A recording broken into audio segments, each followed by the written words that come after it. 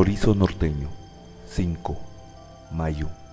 Ingredientes: 8 kilos de lomo de puerco, 2 kilos de retazo o cabeza de lomo, 1 kilo de chile ancho, 60 gramos de cominos, 60 gramos de orégano, 30 gramos de pimienta, 6 gramos de clavo, 2 tazas de ajos, 2 kilos de vinagre de manzana, 1/4 kilo de sal. Manera de hacerse: el vinagre se pone en la lumbre y se le incorporan los chiles a los que previamente se les ha quitado las semillas. En cuanto suelte el hervor, se retira del fuego y se le pone a la olla una tapadera encima para que los chiles se ablanden. Chencha puso la tapa y corrió a la huerta a ayudar a Tita en su búsqueda de lombrices. De un momento a otro llegaría a la cocina mamá Elena a supervisar la elaboración del chorizo y la preparación del agua para su baño, y estaban bastante atrasadas en ambas cosas. El motivo era que Tita, desde que Pedro, Rosaura y el niño se habían ido a vivir a San Antonio, Texas, había perdido todo interés en la vida, exceptuando el que le despertaba un indefenso pichón al que alimentaba con lombrices. De allí en fuera, la casa podía caerse, que a ella no le importaba. Chencha no quería ni imaginar lo que pasaría si mamá Elena se enteraba que Tita no quería participar en la elaboración del chorizo. Habían decidido prepararlo por ser uno de los mejores recursos para utilizar la carne de cerdo de una manera económica y que les aseguraba un buen alimento por mucho tiempo, sin peligro de que se descompusiera. También habían dispuesto una gran cantidad de cecina, jamón, tocino y manteca. Tenían que sacarle el mejor provecho posible a este cerdo, uno de los pocos animales sobrevivientes de la visita que miembros del ejército revolucionario le habían hecho unos días antes. El día que llegaron los rebeldes, solo estaban en el rancho mamá Elena, Tita, Chencha y 2 peones, Rosalío y Guadalupe. Nicolás, el capataz, aún no regresaba con el ganado que por imperiosa necesidad había ido a comprar, pues ante la escasez de alimentos habían tenido que ir matando a los animales con que contaban, y era preciso reponerlos. Se habían llevado con él a 2 de los trabajadores de más confianza para que lo ayudaran. Había dejado a su hijo Felipe al cuidado del rancho, pero mamá Elena lo había relevado del cargo, tomando ella el mando en su lugar para que Felipe pudiera irse a San Antonio, Texas, en busca de noticias sobre Pedro y su familia. Temían que algo malo les hubiera pasado ante su falta de comunicación desde su partida. Rosalío llegó a galope a informar que una tropa se acercaba al rancho. Inmediatamente mamá Elena tomó su escopeta y mientras la limpiaba pensó en esconder de la voracidad y el deseo de esos hombres los objetos más valiosos que poseía. Las referencias que le habían dado de los revolucionarios no eran nada buenas, claro que tampoco eran nada confiables, pues provenían del padre Ignacio y del presidente municipal de Piedras Negras. Por ellos tenía conocimiento de cómo entraban a las casas, cómo arrasaban con todo y cómo violaban a las muchachas que encontraban en su camino. Así pues, ordenó a Tita, Chencha y el cochino que permanecieran escondidos en el sótano. Cuando los revolucionarios llegaron, encontraron a mamá Elena en la entrada de la casa. Bajo las enaguas escondía su escopeta. A su lado estaban Rosalío y Guadalupe. Su mirada se encontró con la del capitán que venía al mando y éste supo inmediatamente, por la dureza de esa mirada, que estaban ante una mujer de cuidado. «Buenas tardes, señora. ¿Es usted la dueña de este rancho?» «Así es. ¿Qué es lo que quieren?» «Venimos a pedirle por las buenas su cooperación para la causa. Y yo, por las buenas, les digo que se lleven lo que quieran de las provisiones que encuentren en el granero y los corrales. Pero eso sí, las que tengo dentro de mi casa no las tocan, ¿entendido? Esas son para mi causa particular». El capitán, bromeando, se le cuadró y le respondió: «Entendido, mi general». A todos los soldados les cayó en gracia el chiste, y lo festejaron, pero el capitán se dio cuenta de que con mamá Elena no valían las chanzas. Ella hablaba en serio, muy en serio. Tratando de no amedrentarse por la dominante y severa mirada que recibía de ella, ordenó que revisaran el rancho. Lo que encontraron no fue gran cosa, un poco de maíz para desgranar y 8 gallinas. Uno de los sargentos, muy molesto, se acercó al capitán y le dijo: «Esta vieja ha de tener todo escondido dentro de la casa. Déjeme entrar a supervisar».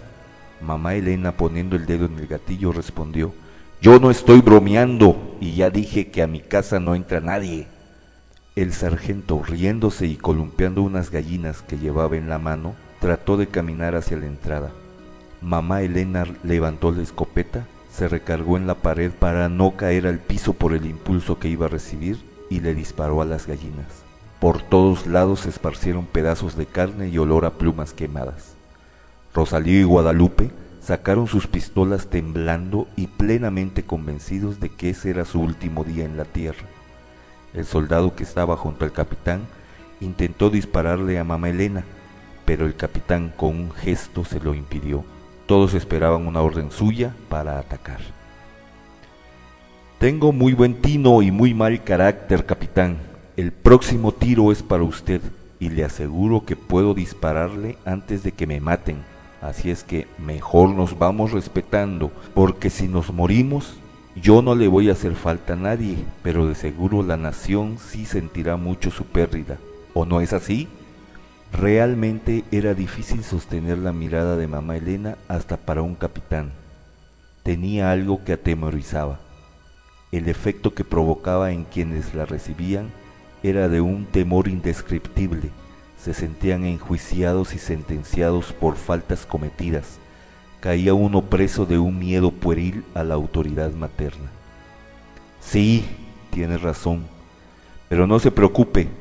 Nadie va a matarla ni a faltarle el respeto. Faltaba más.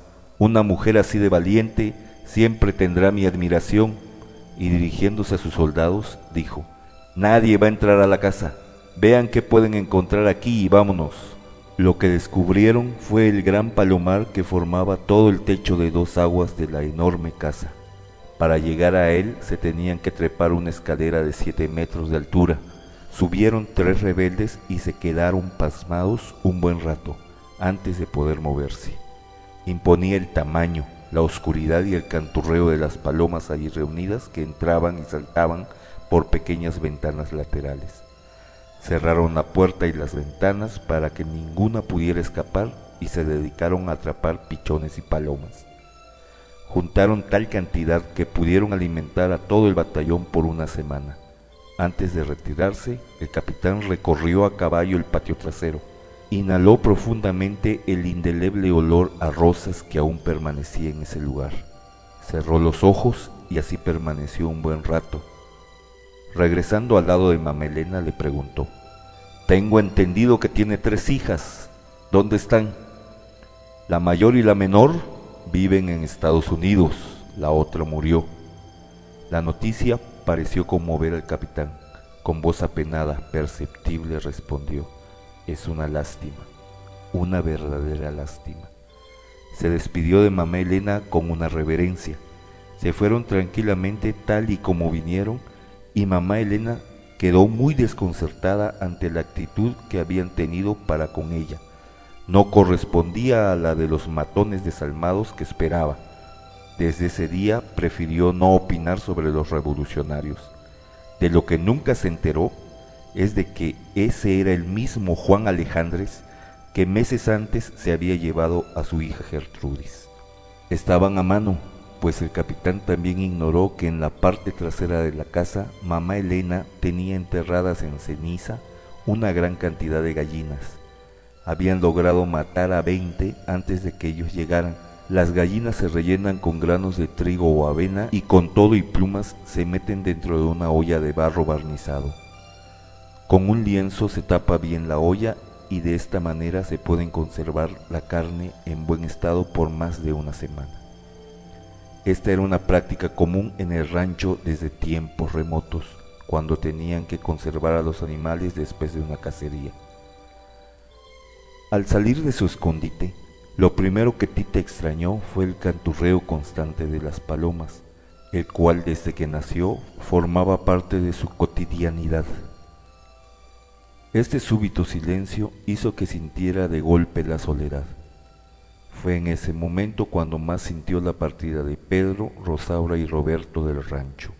Subió rápidamente los peldaños de la enorme escalera que terminaban en el palomar, y lo único que encontró fue la alfombra de plumas y la suciedad característica del lugar.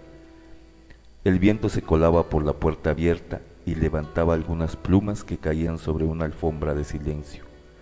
De pronto escuchó un leve sonido. Un pequeño pichón recién nacido se había salvado de la masacre. Tita lo tomó y se dispuso a bajar, pero antes se detuvo a mirar por un momento la polvareda que los caballos de los soldados habían dejado en su partida. Se preguntaba extrañada el por qué no le habían hecho ningún daño a su madre. Mientras estaba en su escondite, rezaba porque nada malo le pasara a mamá Elena, pero inconscientemente tenía la esperanza de que al salir la encontraría muerta. Avergonzada de tales pensamientos, metió el pichón entre sus pechos para tener las manos libres y poder agarrarse bien de la peligrosa escalera. Luego bajó del palomar. Desde ese día su mayor preocupación era la de alimentar al escuálido pichón.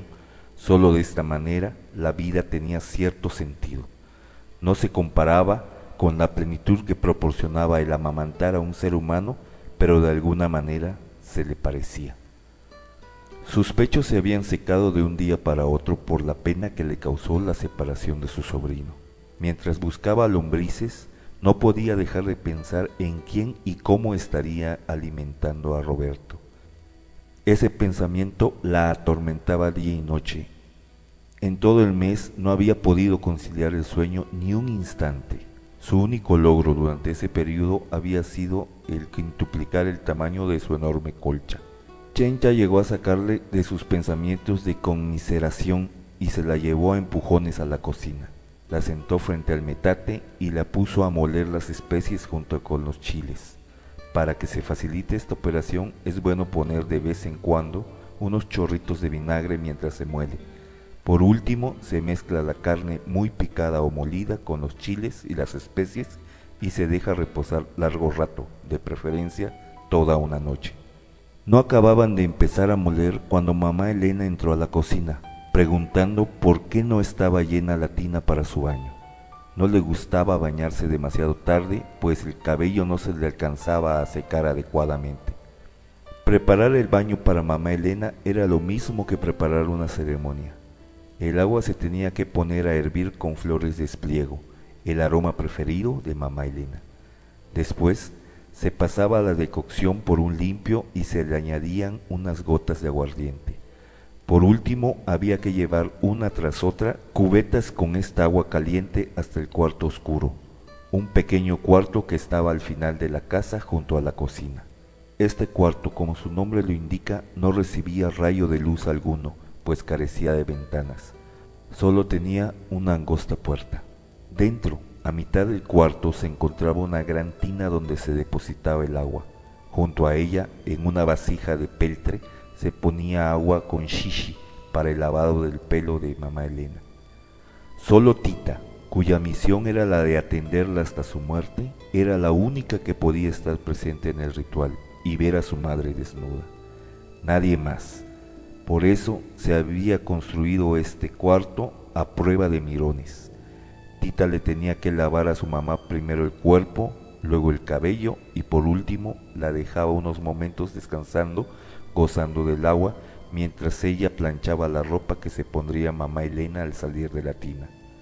A una orden de su madre, Tita le ayudaba a secarse y a ponerse lo más pronto posible la ropa bien caliente para evitar un resfrío.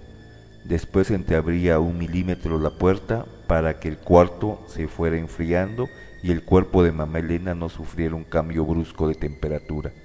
Mientras tanto, le cepillaba el pelo, alumbrada únicamente por el débil rayo de la luz que se filtraba por la rendija de la puerta y que creaba un ambiente de sortilegio al revelar las formas caprichosas del vapor de agua. Le cepillaba el cabello hasta que éste quedaba seco por completo. Entonces le hacía una trenza y le daban por terminada la liturgia. Tita siempre daba gracias a Dios de que su mamá solo se bañara una vez por semana, porque si no, su vida sería un verdadero calvario. En opinión de mamá Elena, con el baño pasaba lo mismo que con la comida. Por más que Tita se esforzaba, siempre cometía infinidad de errores. O la camisa tenía una arruguita, o no estaba suficientemente caliente el agua, o la raya de la trenza estaba chueca. En fin, parecía que la única virtud de mamá Elena era la de encontrar defectos, pero nunca encontró tantos como ese día, y es que Tita verdaderamente había descuidado todos los detalles de la ceremonia. El agua estaba tan caliente que mamá Elena se quemó los pies al entrar. Había olvidado el shishi para el lavado del pelo. Había quemado el fondo y la camiseta. Había abierto la puerta demasiado. En fin, ahora sí se había ganado a pulso el que mamá Elena la reprendiera y la expulsara del cuarto de baño. Tita caminaba aprisa hacia la cocina llevando bajo el brazo la ropa sucia, lamentándose del regaño y de sus garrafales fallas. Lo que más le dolía era el trabajo extra que significaba haber quemado la ropa. Era la segunda vez en su vida que le ocurría este tipo de desgracia. Ahora iba a tener que humedecer las manchas rojizas con una solución de dorato de potasa, con agua pura y con lejía alcalina suave, restregando repetidas veces hasta lograr que la mancha desapareciera, aunado este penoso trabajo al de lavar la ropa negra con que se vestía su madre. Para hacerlo tenía que disolver hiel de vaca en una pequeña cantidad de agua hirviendo, sumergir una esponja suave en esta agua y con ella mojar toda la ropa.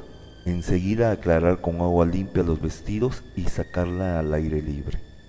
Tita fregaba y fregaba la ropa como tantas veces lo hizo con los pañales de Roberto para quitarle las manchas. Lo lograba poniendo a cocer una porción de orina. En ella sumergía la mancha por un momento, lavándola después con agua, así de simple. Las manchas se esfumaban, pero ahora por más que sumergía los pañales en la orina, no podía quitarle ese horroroso color negro. De pronto se dio cuenta que no se trataba de los pañales de Roberto, sino de la ropa de su madre. La había estado sumergiendo en una vacinica que desde la mañana había dejado olvidada sin lavar junto al fregadero. Apenada, se dispuso a corregir su fallo. Ya instalada en la cocina, Tita se propuso poner más atención en lo que hacía. Tenía que poner coto a los recuerdos que la atormentaban o la furia de mamá Elena podría estallar de un momento a otro. Desde que empezó a preparar el baño de mamá Elena, dejó reposando el chorizo, por tanto, ya había pasado tiempo suficiente como para proceder a rellenar las tripas. Tenían que ser tripas de res limpias y curadas. Para rellenarlas se utilizaba un embudo.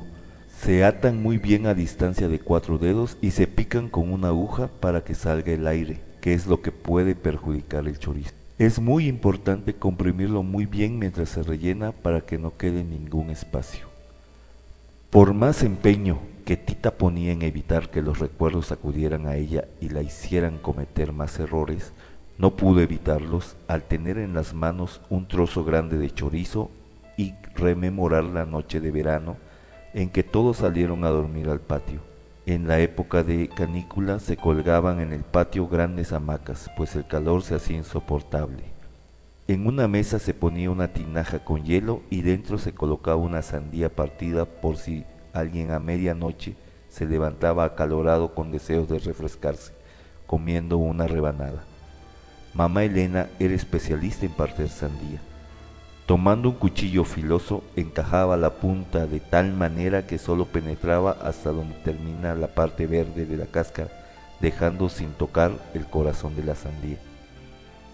Hacía varios cortes en la cáscara de una perfección matemática, tal que cuando terminaba tomaba entre sus manos la sandía y le daba un solo golpe sobre una piedra, pero en el lugar exacto, y mágicamente la cáscara de la sandía se abría como pétalo en flor, quedando sobre la mesa el corazón intacto.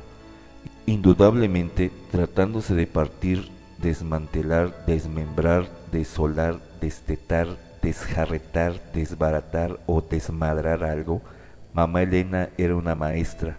Desde que mamá Elena murió, nunca nadie ha podido volver a realizar esa proeza con la sandía. Tita escuchó desde su hamaca cómo alguien se había levantado a comer un pedazo de sandía. A ella le habían despertado las ganas de ir al baño. Todo el día había tomado cerveza, no para aminorar el calor, sino para tener más leche para amamantar a su sobrino. Este dormía apaciblemente junto a su hermana. Se levantó a tientas, no podía distinguir nada. Era una noche de completa oscuridad. Se fue caminando hacia el baño tratando de recordar dónde estaban las hamacas. No quería tropezar con nadie. Pedro, sentado en su hamaca, comía su sandía y pensaba en Tita.